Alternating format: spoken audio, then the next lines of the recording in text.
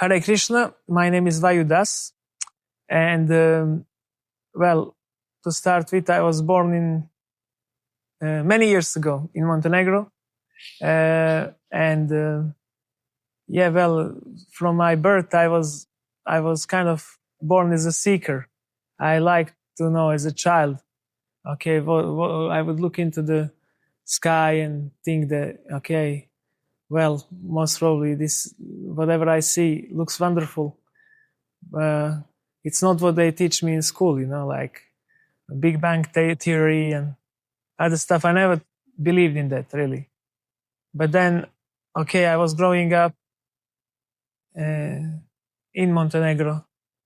Well, that time, prosperous country materially, but not really a ray of hope spiritually.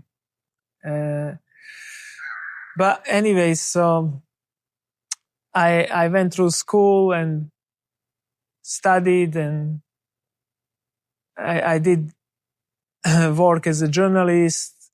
And anyway, as I grew up, I turned, because no one ever answered me my burning questions. So I became nihilistic. And then that led me to really life of debauchery. I was like party person. I used to take lots of intoxicants and became expert in it. So anyway, I knew actually, yes, well, this is a trial. This life is a trial. So let's see how everything goes. But I knew that at the other end, eventually, I should actually find the answers.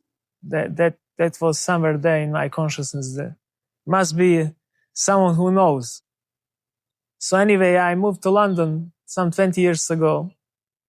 And that time I was doing creative jobs, different creative jobs.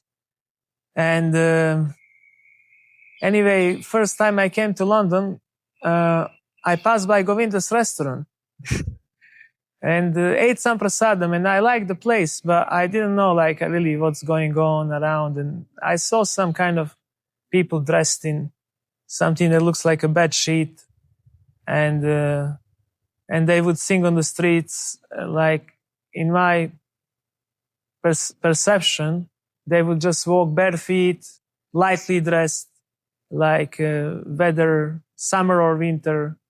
And they impressed me in many ways, and they looked happy. So I was thinking, oh, who these people are? Wow, they look happy. Okay, interesting. But I couldn't really connect that moment. That was 20 years ago. So I was thinking, okay, this is interesting. And then I carried on I was partying hardcore and like living on the edge, the bohemian lifestyle.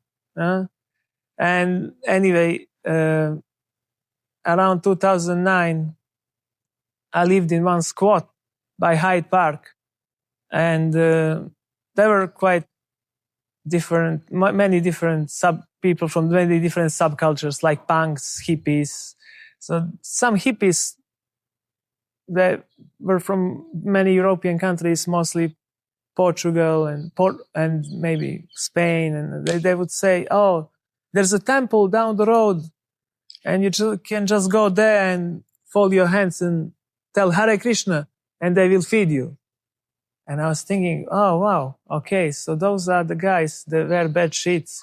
Okay, so let's see. So I went one day, came in front of the temple, and I've seen, a very vibrant place, in fact. Okay, so I went in, entered the temple room, and I just didn't know what's going on. But then I decided I'm going to copy people, whatever they do, these Hare Krishna guys, then I'm going to do the same. So curtain opened. This is Soho Temple, London, Soho, Shri Shri Radha. Curtain opens. I see the deities of Shri Shri Radha Jagadat Baladev Subhadra, Shri Shri Goranita and Giri Govardhan, Ki Jai. I see the deities, so I fall flat on the ground, and I see everyone falls flat on the ground, and I fell flat on the ground, and then stood up hands in the air, Hare Krishna, Krishna Krishna, Hare Hare, Hare Rama, Rama Rama, Hare Hare. So I sang for the first time in my life. That was like 17 years ago. I sang for the first time in my life Hare Krishna Maha Mantra. And well, I felt impact immediately.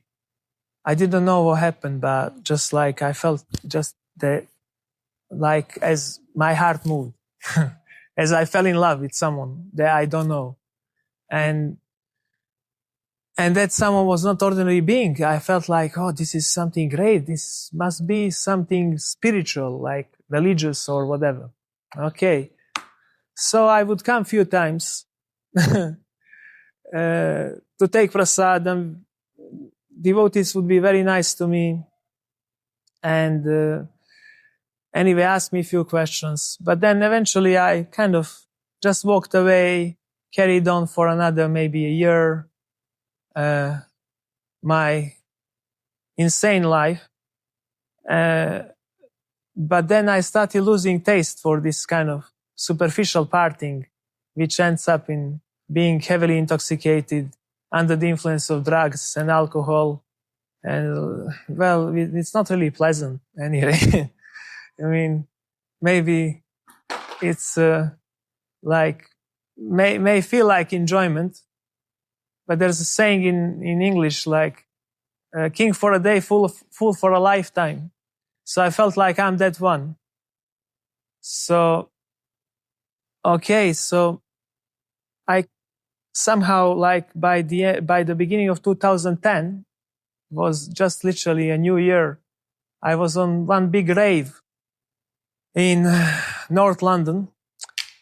And at that point, I met a guy who became my on the party. I met a guy who became my first Kundalini teacher. So I started doing Kundalini yoga, pranayama, lots of pranayama, energetic yoga sets, and I feel like that actually I purified my body. I purged my body from intoxicants, and my yoga teacher became my best friend.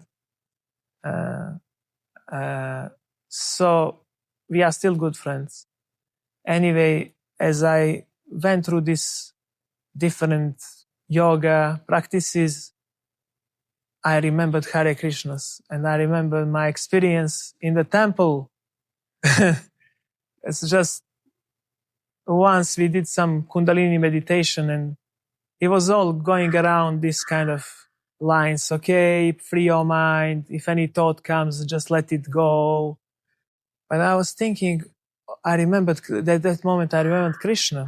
I remembered Maha Mantra. And I felt like, oh, this is supposed to be actually a real thing. This is supposed to be real meditation. I felt really that samskara came out. So next day, after this, I went to the temple in Soho again. After maybe not going there for over a year, I just walked into the temple, went on the second floor, into the bookshop, bought Bhagavad Gita, opened it up, started reading, and I started crying. All questions were answered one after another, and I felt like I didn't know what's going on, but I've seen Srila Prabhupada at the cover, at the back of the book, and he says, A.C. Bhaktivedanta Swami Srila Prabhupada, and I felt like he was just right in front of me, just kind of dispelling all darkness from my darkened eyes. So actually, when I went through middle of Bhagavad Gita, this Chatur Shlok, 10.8, 10.9, 10.10, 10.11, ending up with verse Tesham Evanu Kampartam Mahama Gyana Jantamaha Nashayam Yatma Bhavasto Gyana Deepena Basvata, to show them special mercy, I dwelling in their hearts, destroy with the shining torch of knowledge the darkness born of ignorance. I just realized, okay, this is it. This is what's happening. So Krishna came into my life.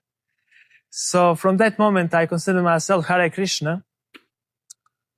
And devotee of Krishna, though maybe it's pretentious, but I consider myself, yes, I'm devotee of Krishna. And whoever asks me, I would say, yes, I'm devotee of Krishna. And then stick Krishna literally everywhere around in my space, wherever I lived. I got nice kind of illegal flat. So there were many pictures everywhere of Krishna, and I stick them on the walls, and I started offering incense, offering whatever I cooked to pictures of Krishna. My space looked really far out, like very artistic. So then eventually, I decided to go to India, travel India in 2011 with the backpack. Maybe 5 months I traveled through India on my own, went to many holy places like Mayapur, Vrindavan, Jagannath Puri,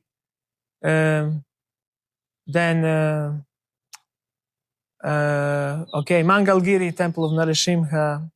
I went to the source of Ganga, to Gomukh. Then Haridwar, many holy places. And from that point, I decided, yes, this is the real thing. Actually understood that part of Bhakti is superior. So that's how I actually became devotee of Krishna. So at 2012, 2013, I joined ashram in Soho, came back to London, joined after my Indian travel, joined ashram in Soho in London, Brahmachari ashram, stayed around 7 years in the ashram.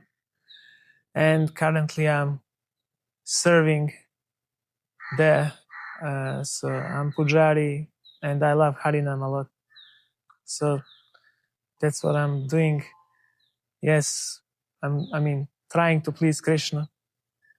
And yes, I can say definitely this is superior path. So whoever wishes to try won't gonna get disappointed, because within Krishna philosophy are all answers. All answers are there. It's just perfect lifestyle. All around perfect lifestyle. So with Krishna consciousness you get everything the best. Hare Krishna.